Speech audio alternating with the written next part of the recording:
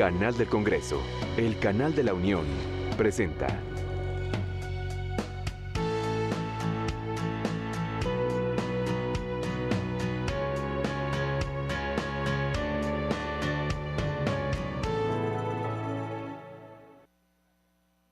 Exposición de Motivos es una serie producida por el Canal del Congreso por acuerdo de la Junta de Coordinación Política de la Cámara de Diputados con la finalidad de exponer las propuestas de iniciativa de ley o decreto que los legisladores no presentaron en tribuna para darlas a conocer a los ciudadanos.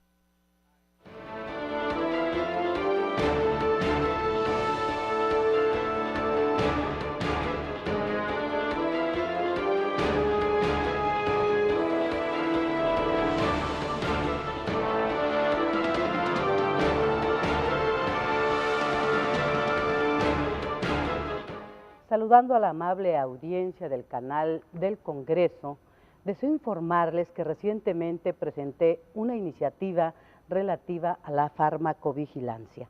Recordemos que en el 2002, la Organización Mundial de la Salud define a la farmacovigilancia como la ciencia que recoge, trata, le da seguimiento, evalúa, investiga y evalúa, por supuesto, los efectos que producen los medicamentos, los productos biológicos y la medicina tradicional.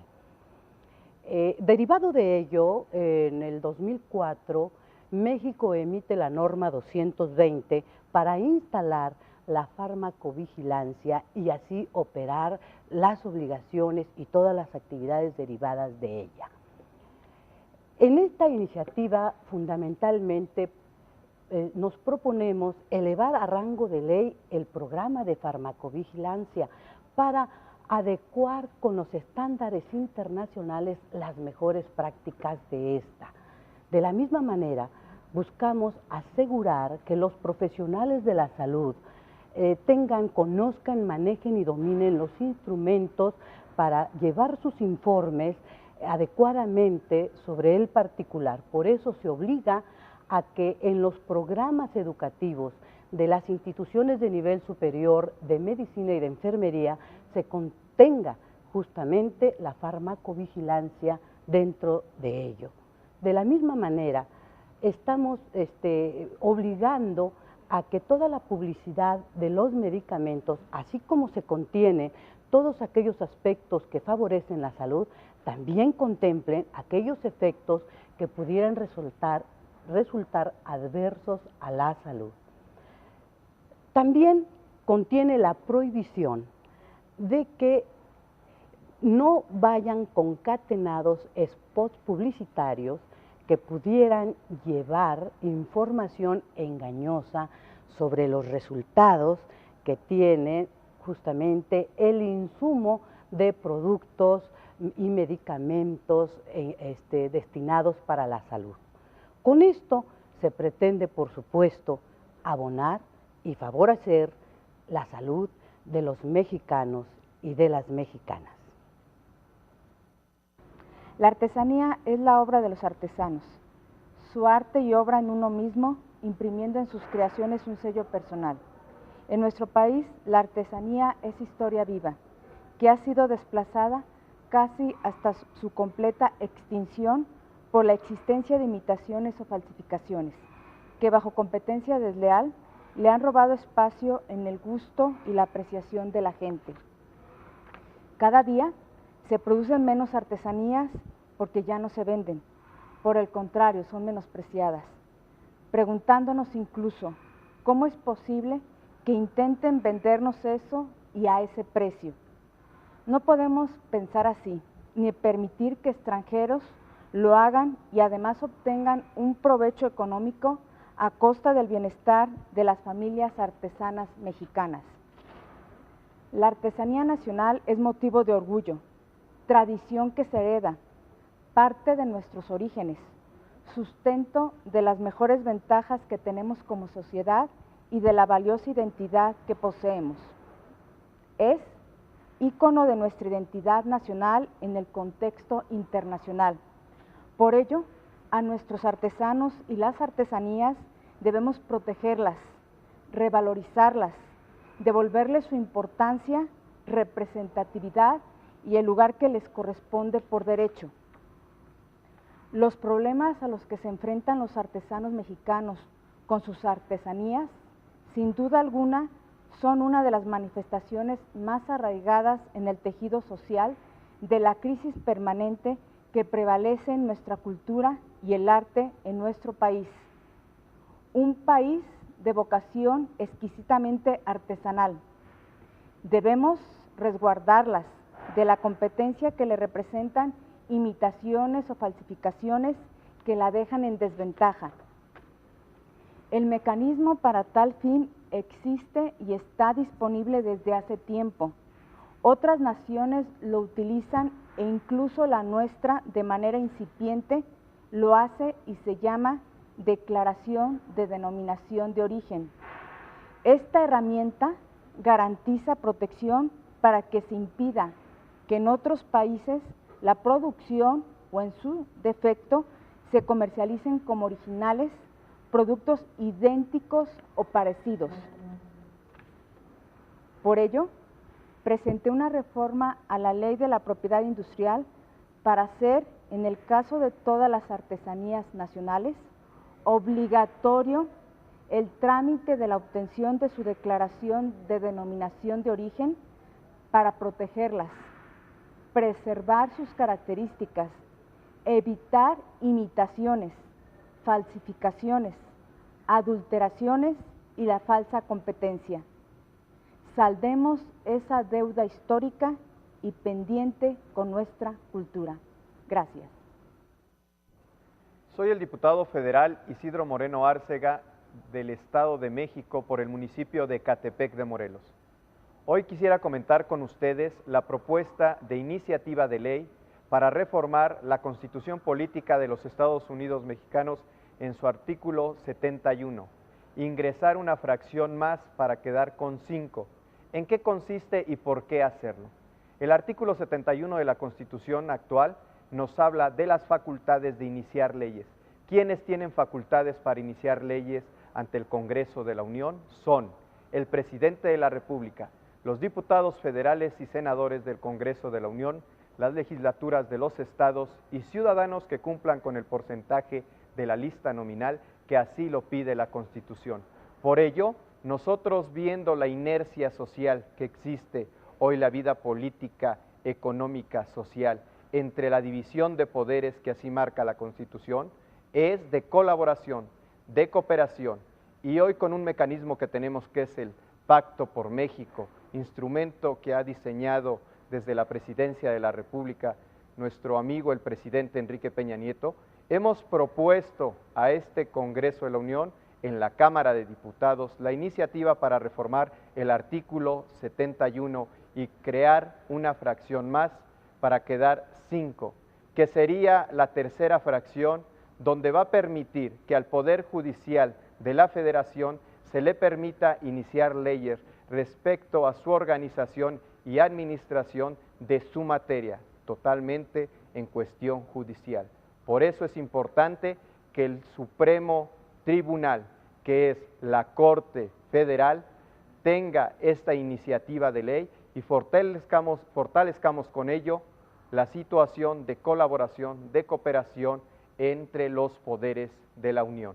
Es así que esta facultad se le daría y se le otorgaría al Tribunal Supremo, a la Suprema Corte de Justicia, ya que los antecedentes son que todos los tribunales superiores de justicia de las entidades federativas de la República tienen ya esta facultad en sus normas. La última fue una reforma al Estatuto de Gobierno que le da esta atribución al Tribunal Superior de Justicia del Distrito Federal. ¿Por qué no dárselo a la Suprema Corte de Justicia, que es el máximo órgano que imparte justicia en esta nación? Va por México. Hace algún tiempo presenté ante esta soberanía una iniciativa que reforma y adiciona diversos artículos de la Ley General para la Inclusión de las Personas con Discapacidad. Las modificaciones propuestas para esta ley tienen como objeto hacer explícita la obligatoriedad de la misma en todo el territorio nacional y hacer imperativo que las medidas administrativas, legislativas y judiciales que sean pertinentes deban llevarse a cabo para lograr los objetivos de la ley. Los tres poderes de gobierno, en sus tres órdenes, son los responsables por parte del Estado para asegurar el piso de derechos de las personas con discapacidad. La transversalidad del tema hace necesario que el respeto a la discapacidad y el reconocimiento de sus derechos se interiorice como parte de una cultura del servicio público. No se puede hablar de excepciones en ningún lugar y bajo ningún pretexto dentro del territorio nacional. La ley debe ser origen de toda política pública, especialmente las que refuerzan derechos sociales. Deben ser coordinadas por el Ejecutivo Federal, reconocer ampliamente los derechos de salud, educación, vivienda, transporte y justicia, adecuar la norma para que la clasificación nacional de las discapacidades sea actualizada periódicamente, facultar a la Secretaría de Educación Pública para celebrar convenios con las instituciones de educación superior para que los estudiantes que realicen servicio social apoyen a las personas con discapacidad, además de incluir en los libros de texto gratuitos la información e imagen de las personas con discapacidad, hacer explícita la importancia y obligatoriedad de respetar el derecho a la accesibilidad de las personas con discapacidad en la vivienda y en su entorno, establecer que el CONADIS, el Consejo Nacional para el Desarrollo y la Inclusión de las Personas con Discapacidad, pueda recibir, difundir, dar seguimiento y evaluar programas interinstitucionales sobre la materia y dar trámite a quejas o denuncias por violación a los derechos humanos o actos de discriminación en agravio de las personas con discapacidad por parte de los servidores públicos. Estas son algunas de las modificaciones que he propuesto en la Ley General para la Inclusión de las Personas con Discapacidad y que en los próximos días espero sean aprobadas por el Pleno de esta Cámara de Diputados. En 2010, el exgobernador José Guadalupe Osuna Millán integró un patronato para construir la Plaza 11 de Julio, un zócalo que vendría a modernizar el centro de la ciudad de Tijuana. Solamente que el presupuesto inicial fue de 1.200 millones, los cuales las 2/3 partes las aportaría la iniciativa privada y una tercera parte el gobierno.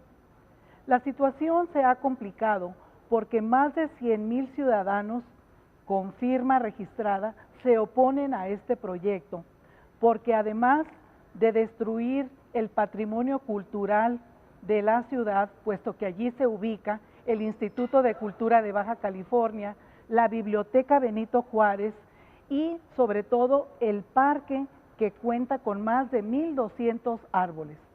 Es por ello que el decreto presidencial desde 1978 observa que es un predio que de ninguna manera se puede enajenar, embargar ni cambiar de uso. Por lo tanto, consideramos que destruir un parque, una biblioteca y un centro cultural sería además un ecocidio por la destrucción de 1.200 árboles. Para mayor abundamiento, queremos comentarles que el Colegio de Ingenieros y Arquitectos consideran que la obra es buena en sí, que sería un espacio para 35,000 personas, pero que las vialidades circundantes no apoyan el flujo citadino y sería un problema muy serio para el centro de la ciudad. Concluiríamos diciendo, la obra es excelente, pero queremos hacer un exhorto para que la Secretaría de Hacienda y Crédito Público y la Secretaría de Gobernación investigue el origen de esos fondos económicos que se desconocen y pedir que se instale ese zócalo en la tercera etapa del río, en donde hace falta más equipamiento urbano y sobre todo reforestación. Consideramos pues que las autoridades competentes deben de tomar cartas en el asunto y poner orden a la ciudad de Tijuana en el equipamiento urbano. Amigos del canal del Congreso, he presentado un punto de acuerdo que tiene que ver con las energías renovables. Estas constituyen un factor indispensable para lograr el equilibrio de nuestro medio ambiente y propiciar el desarrollo sustentable. El caso de la energía eólica es un claro ejemplo de lo anterior, ya que de ser considerada como una fuente de combustible emergente hace 20 años, hoy se visualiza como una industria con altas posibilidades de crecimiento. Los costos de su generación se han reducido durante los últimos años y actualmente su utilización resulta mucho más competitiva en comparación con fuentes convencionales de energía. A nivel mundial, China es el país líder en capacidad instalada. Le siguen Estados Unidos, Alemania, España e India. Entre los 5 representan el 74% del total de la energía del viento producida en el mundo. En Latinoamérica, Brasil está a la cabeza. No obstante lo anterior, en México existen importantes factores que están aún pendientes de resolver para potencializar el uso de este tipo de energía, los cuales consisten principalmente en la capacidad de transmisión, aspecto que aún no se encuentra desarrollado en nuestro país. Muy frecuentemente, el lugar ideal para la instalación de los aerogeneradores se encuentra lejano del asentamiento de las empresas que utilizarán la energía, además de la falta de claridad en los esquemas tarifarios e incentivos fiscales para el uso de energías renovables. Este panorama trajo como consecuencia la imposibilidad para cumplir las metas de generación y capacidad instalada de energía eólica que el Ejecutivo estableció en años anteriores. Otro aspecto que debe considerarse para impulsar el crecimiento de este sector es el relativo a la producción de los aerogeneradores. En este rubro, nuestro país cuenta con plena capacidad en materia de recursos técnicos, humanos y de infraestructura necesarios para la construcción de estos insumos. En México solo se construyen las torres y las turbinas. Los demás componentes como las palas del rotor, las aspas, los ejes, los engranes, el motor y el sistema de control se elaboran en otras partes del mundo. Sin embargo, existen empresas mexicanas que cuentan con las capacidades técnicas para fabricar todos los componentes, incluso para impulsar proyectos de exportación. Es por eso que exhortamos respetuosamente a los titulares de la Secretaría de Energía y Economía a impulsar la producción de generadores de energía eólica mediante el diseño de programas y estrategias de apoyo a las empresas mexicanas fabricantes de aerogeneradores de energía eólica que permitan el crecimiento del sector y la exportación de sus productos, generándose con ello más empleos para los mexicanos. Gracias. Toda instalación de gas está sujeta a riesgos no controlados que pueden poner en peligro la integridad o existencia de la población, por lo que las estrategias de seguridad deben minimizarlos. Sin embargo, esto no los anula, pues siempre existirá la posibilidad de que pueda ocurrir una contingencia debido a las operaciones incorrectas, fenómenos naturales o conflictos civiles. De acuerdo a las cifras de vivienda del INEGI correspondientes al Censo de Población y Vivienda de 2010, en la República Mexicana existe un total de 28.643.491 viviendas, de las cuales el 84% cuenta con suministro de gas LP, así como de gas natural. En tanto, el 16% restante corresponden a viviendas que no cuentan con el suministro de dicho petrolífero. Del total de estas viviendas, el 93% cuenta con gas LP y el 7% restante tiene suministro de gas natural. Cabe destacar que de las 22.376.295 viviendas que cuentan con gas LP, el 66% consumen gas licuado en cilindros portátiles y el 34% lo consume en tanques estacionarios en lo referente a las casas habitación.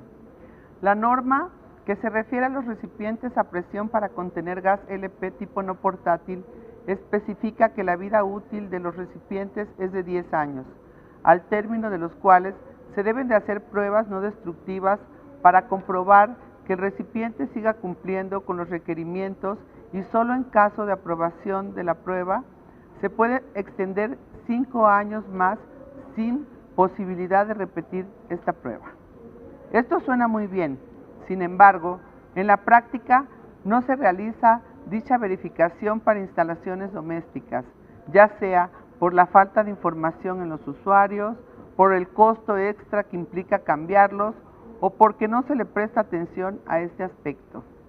El único mantenimiento que se les realiza es correctivo, lo cual representa un enorme riesgo para el usuario. En la norma se señalan las condiciones de los recipientes portátiles para contener gas LP en uso. La norma especifica que la vida útil es de 12 años a partir de su fecha de fabricación.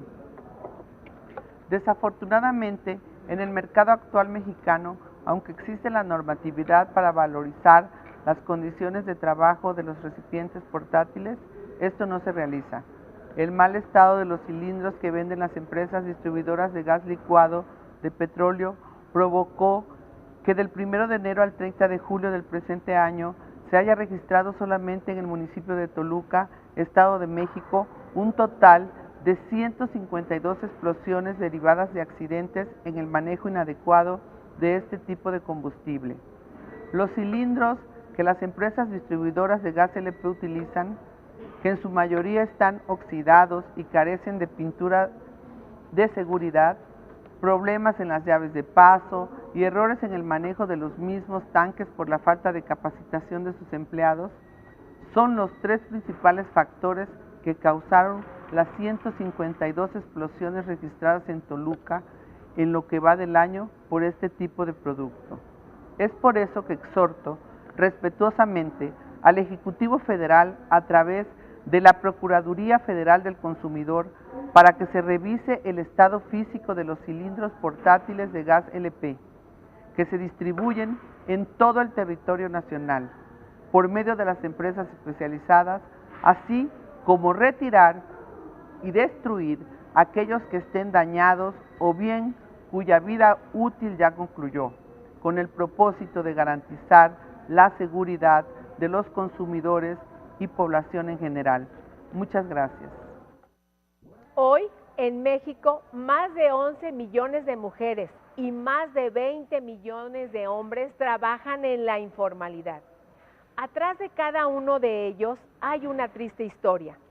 Cada hombre y cada mujer que laboran en estas condiciones sufren porque no cuentan con seguridad social, porque su empleo no es seguro, porque cotizan un sueldo menor del que perciben, porque no tienen acceso a créditos hipotecarios y porque, en pocas palabras, su futuro está lleno de nubarrones.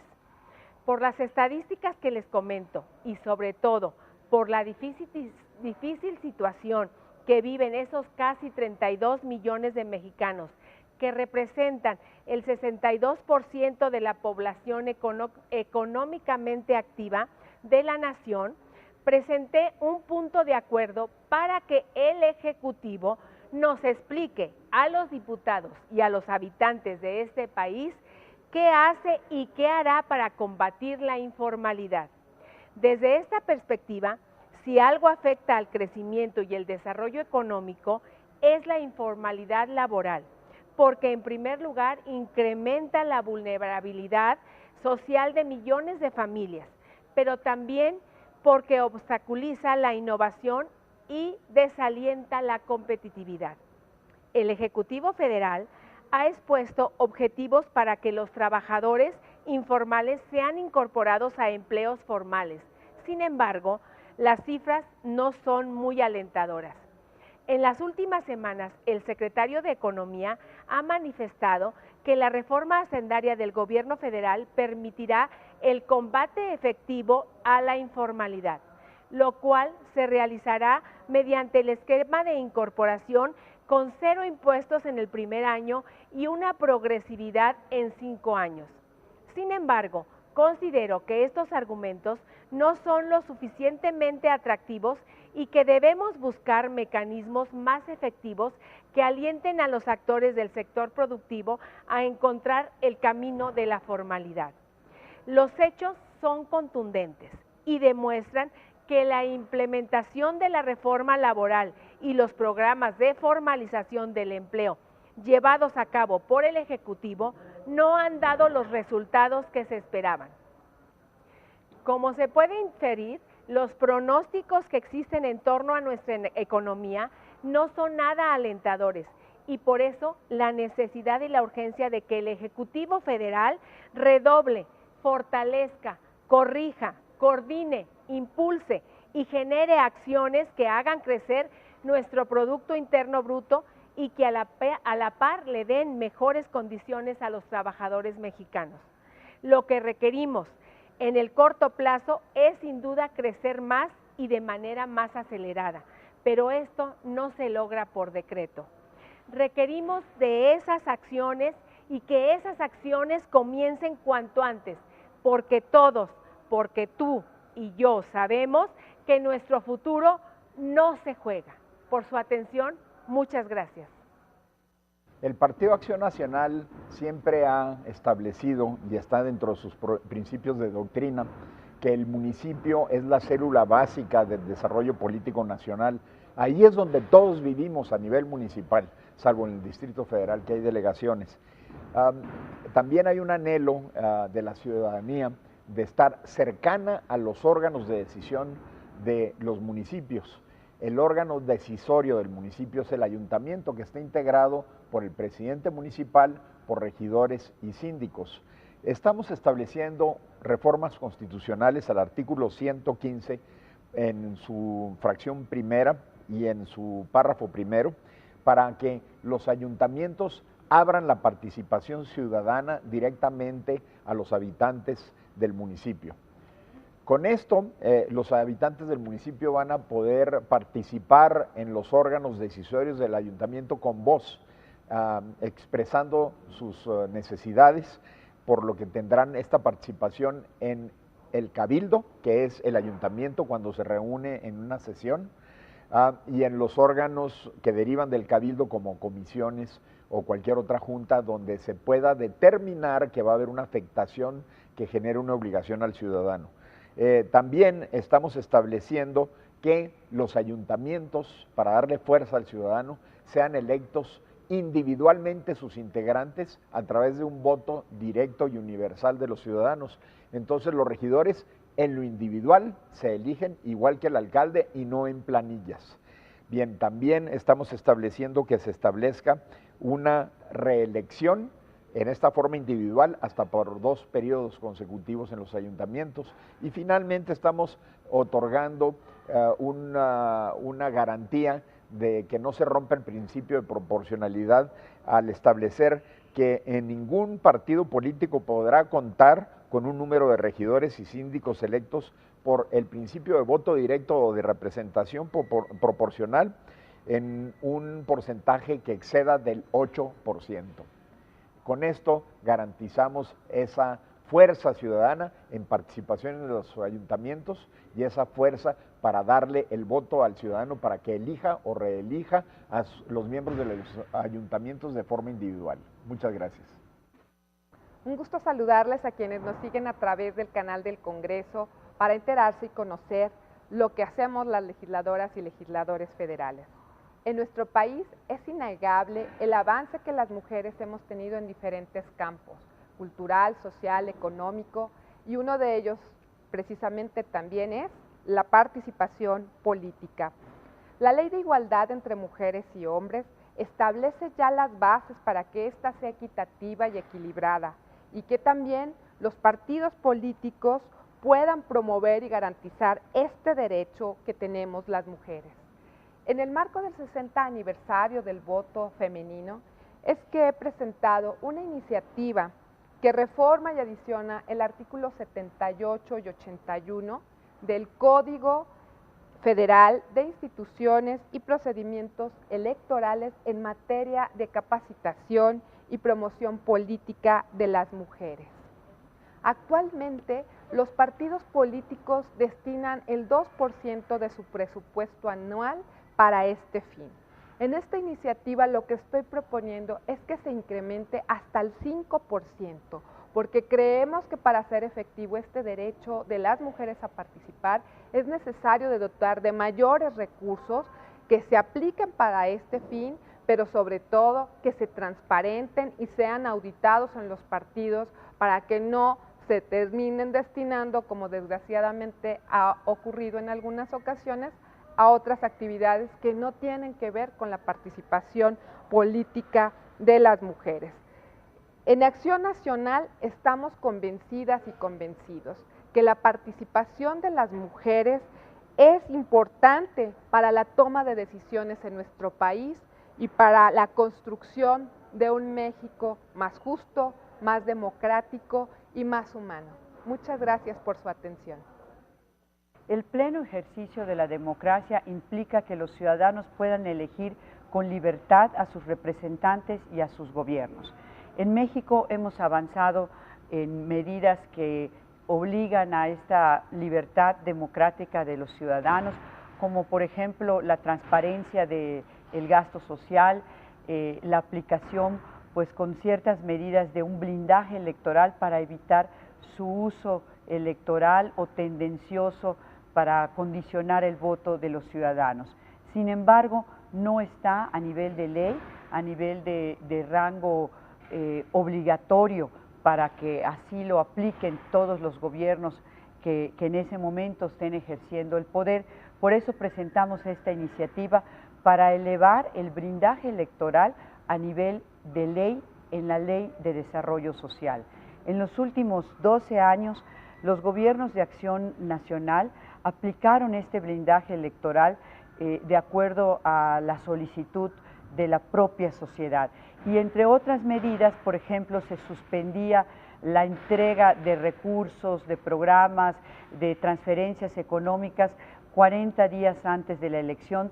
No dejaban de recibir los ciudadanos estos beneficios, pero los recibían con anterioridad. El día de la jornada electoral se evitaba que los funcionarios de gobierno con vehículos oficiales pues estuvieran realizando labores en público, asambleas, reuniones, y desde luego pues se impedía el movimiento del padrón de beneficiarios sociales con anterioridad al proceso electoral, para que la inclusión o exclusión de los ciudadanos no esté condicionada ni relacionada con los procesos electorales. Pero necesitamos que se eleve a nivel de ley, porque también vimos en las elecciones pasadas, en este año, en las elecciones en los estados donde las hubieron, que sí hubo condicionamiento de la entrega de recursos sociales al voto de los ciudadanos. Por eso ahora estamos solicitando el voto de los diputados para elevar a nivel de ley el blindaje electoral, que esté prescrito este blindaje electoral en la Ley de Desarrollo Social y que sea una obligación para todos los gobiernos aplicarlo, de tal manera que no haya ninguna condición que lleve a que los ciudadanos no ejerzan el derecho al voto con plena libertad y con plena conciencia. Cada segundo, un ser humano trata de suicidarse en algún país del mundo, y cada 40 segundos, un suicida cumple su propósito. Casi 1 millón de personas se quita la vida al año y más personas mueren debido al suicidio que a la suma de homicidios y guerras. La Organización Mundial de la Salud refiere que el suicidio constituye un grave problema de salud pública muy importante que provoca casi la mitad de todas las muertes violentas y se traduce en casi 1 millón de víctimas al año, provocando un costo económico cifrado en miles de millones de dólares. Se calcula que por cada muerte atribuible al suicidio se producen entre 10 y 20 intentos fallidos del mismo, que se traducen en lesiones, hospitalizaciones y traumas emocionales. En México es la tercera causa de muerte entre las personas de 15 a 29 años, después de las agresiones y accidentes automovilísticos. De acuerdo con el Instituto Nacional de Psiquiatría, a nivel nacional, por cada 100,000 habitantes hay 4 suicidios, provocados por la rigidez o descuido por parte de la familia, alguna separación o pérdida familiar, así como el alcoholismo o drogadicción. Los suicidios se han convertido en un problema de salud pública en México. De acuerdo con las estadísticas de mortalidad, durante 2011 en el país se registraron 5,718 suicidios, de los cuales 80,8% fueron consumados por hombres y 19,2% correspondió a mujeres, lo que significa que ocurren 4 suicidios de hombres por cada suicidio de una mujer. Existen distintos componentes sociales que intervienen en la decisión de una persona para quitarse la vida. Entre los jóvenes es posible encontrar ciertos hechos asociados con la depresión y el aumento en el consumo de drogas y alcohol. En los grupos de edad productiva existen factores de índole laboral y económica, y en los adultos mayores, enfermedades que generan dolor o discapacidad. El suicidio es la única muerte que puede ser prevenida. No se pueden prevenir todos los suicidios, pero sí la mayoría. La Organización Mundial de la Salud y organizaciones de voluntarios que colaboran con dicha institución cuentan con evidencia de que el suicidio se puede evitar si se logra que la sociedad cobre conciencia de la gravedad que significa para el tejido social. Las actividades preventivas enfocadas a los grupos vulnerables como los alcohólicos y farmacodependientes y el seguimiento a los que fallaron en el intento reducen la tasa de incidencia. Al convertirse en un problema de salud pública que afecta a las personas, sus familias y a la comunidad, es necesario que el Estado mexicano, a través de las instituciones del sector salud, implementen una campaña en contra del suicidio, con el propósito de prevenirlo y contenerlo. Por lo anterior expuesto, se somete a la consideración del Pleno el siguiente punto de acuerdo. Se exhorta respetuosamente al titular del Poder Ejecutivo Federal, a través de la Secretaría de Salud, para que implemente una campaña en contra del suicidio con el propósito de prevenirlo y contenerlo. Muchas gracias. Las tormentas Ingrid y Manuel afectaron cerca de 26,000 viviendas a su paso por México en la primera quincena de septiembre. Muchas de ellas se encontraban en zonas de alto riesgo y se habían construido en sitios pese a toda lógica y pese a todo sentido común. La tragedia no termina ahí. El Consejo Nacional de Organismos Estatales de Vivienda, CONOREVI, calcula que más de 2 millones de mexicanos habitan en 500,000 casas edificadas en zonas de alto riesgo en todos los rubros del país y cotidianamente están expuestas a peligros a causa de fenómenos naturales. Estos mexicanos viven en zonas de riesgo porque habitan viviendas ubicadas en cauces de ríos o barrancas, expuestos a intensas lluvias y desbordamientos o agrietamientos, hundimientos de terreno que señalan los expertos. En este contexto, debemos asegurarnos que esa casa, que ese patrimonio se ubique en sitios seguros, en zonas que no sean fácilmente expuestas de ser dañadas. Por ello, presenté una iniciativa de reforma al artículo 19 de la Ley de Vivienda, para incluir expresamente la obligación de respaldar con estudios técnicos la viabilidad de construir en zonas donde se presuman riesgos para las viviendas y para sus habitantes. Y hay que tomar acciones porque la huella ecológica de la actividad humana ha alcanzado niveles peligrosos. al respecto. Al respecto, el secretario general de la Organización para la Cooperación y Desarrollo Económico, la OCDE, el mexicano José Ángel Gurría, reconoció que el cambio climático tiene serias consecuencias que no pueden ignorarse. Las repercusiones generadas por el cambio climático, la presencia de grandes tormentas, han puesto de manifiesto la corrupción en los permisos y las deficiencias en una gran cantidad de construcciones a lo largo y ancho de nuestra República Mexicana. Estas situaciones, es un hecho, han puesto y ponen en riesgo la vida de los mexicanos y la integridad de sus hogares. Por eso, mi propuesta tiene por objeto incluir la ley de vivienda, la obligación de acompañar con estudios serios la viabilidad de construcciones en zonas que representan esos riesgos. Debemos robustecer legislativamente el modelo legal que regula la construcción de la vivienda, con carácter preventivo.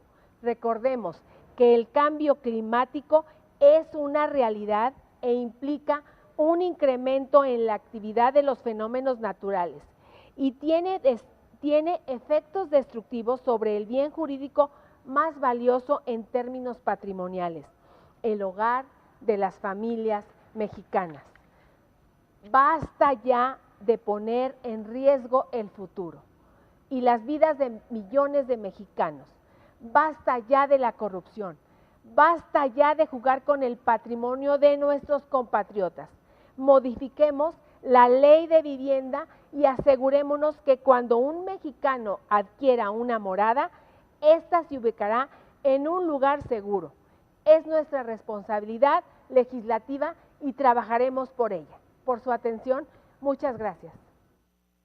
Voy a presentar ante el Congreso de la Unión una iniciativa de ley para reformar el artículo 35 de la Constitución Política de los Estados Unidos Mexicanos, que tiene que ver con un anhelo del pueblo de México desde hace ya muchos años, que es realizar una consulta popular revocatoria, lo que se conoce comúnmente como la revocación de mandato.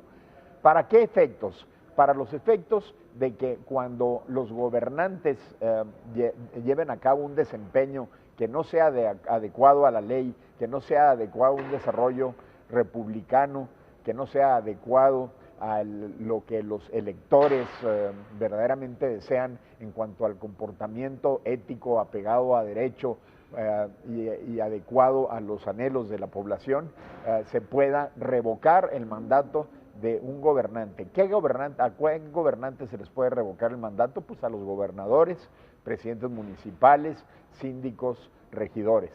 Bien, el artículo 35 se le agregaría una fracción novena respecto de la revocación de mandato para que se vote las consultas populares de carácter revocatorio para estos cargos que acabo de mencionar. Se lleva a cabo un trámite, cuando menos con el 40% de los electores que hacen una petición de revocación de mandato ante la autoridad electoral en formatos especiales donde se establece plenamente su identificación con su número de credencial de elector. Esta situación es verificada por la autoridad electoral correspondiente y una vez verificado se lleva a cabo un proceso de elección entre un sí permanece en el cargo o no permanece en el cargo el funcionario correspondiente a quien se le pretenda revocar el mandato.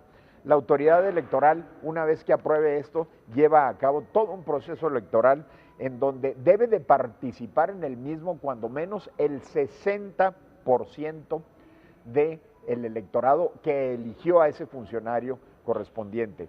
Y si el sí es el mayoritario, se le revoca el mandato. Si el no es el mayoritario, permanece en su puesto.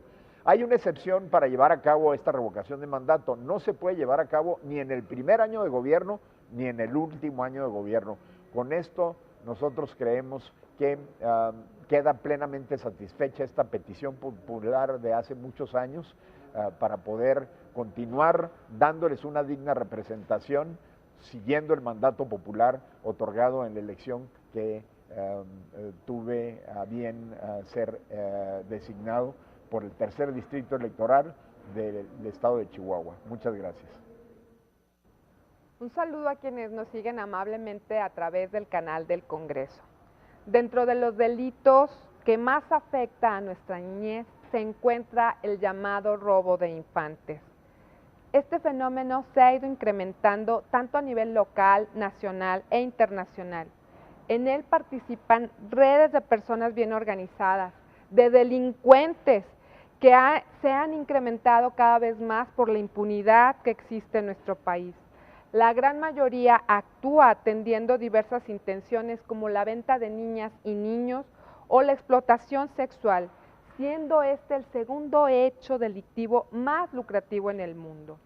Tan solo en los primeros 6 meses de 2013 se presentaron 775 secuestros denunciados, esto sin contar con las edades exactas de las niñas o niños, pero representa 4 secuestros al día. Si bien es cierto que se requiere una mayor coordinación en los 3 órdenes de gobierno, también es importante a nivel internacional.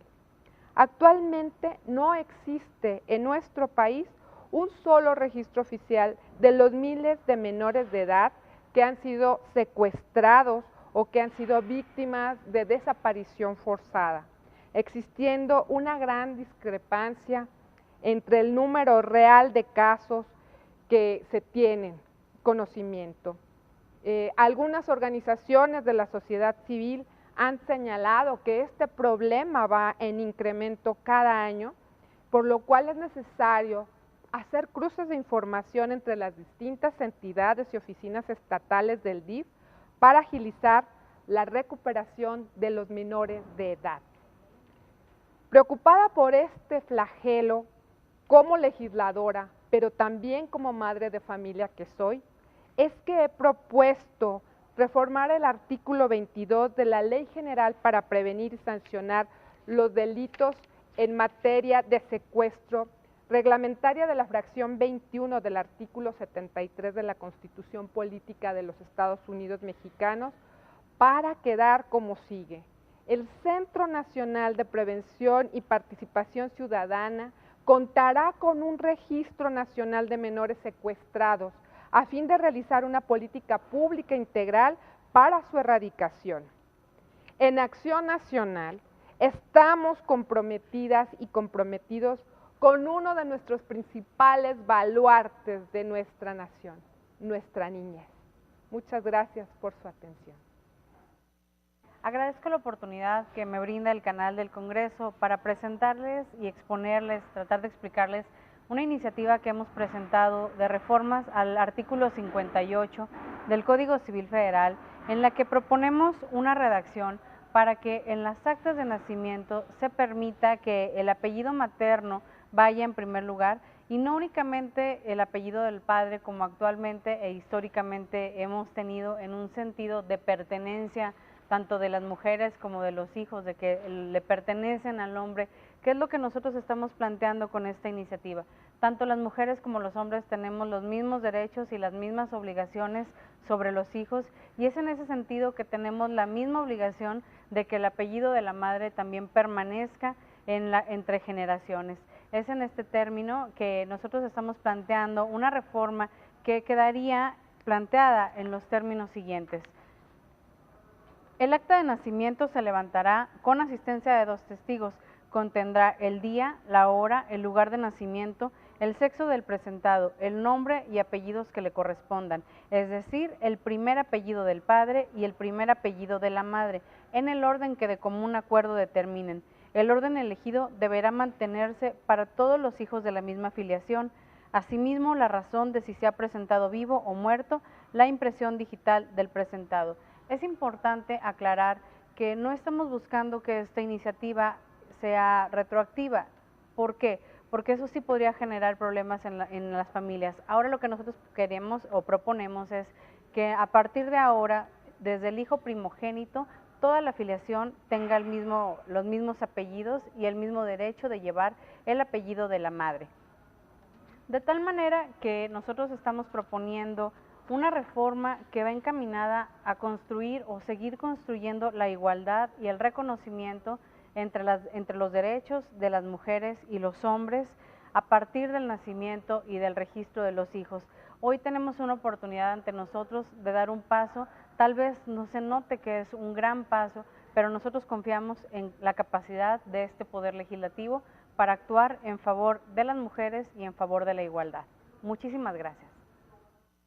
El pasado mes de abril presenté una iniciativa que reforma y adiciona a los artículos 42 y 68 de la Ley General de Pesca y Acuacultura Sustentables, al tenor de las siguientes consideraciones. En cuanto a las normas jurídicas netamente mexicanas, tenemos que desde nuestra norma superior, que es la Constitución Política de los Estados Unidos Mexicanos, el derecho preferencial sobre los recursos naturales de los pueblos indígenas está consagrado en la misma, y así vemos que en el artículo 2, apartado A, fracción sexta, textualmente mandata, apartado A, esta Constitución reconoce y garantiza el derecho de los pueblos y comunidades indígenas a la libre determinación y en consecuencia la autonomía para, fracción sexta, acceder con respeto a las normas y modalidades de propiedad y tenencia de la tierra establecidas en esta Constitución y a las leyes de la materia, así como a los derechos adquiridos por integrantes de la comunidad, al uso y disfrute preferente de los recursos naturales de los lugares que habitan y ocupan las comunidades, salvo aquellos que correspondan a las áreas estratégicas en términos de esta Constitución. Para estos efectos, las comunidades podrán asociarse en términos de ley.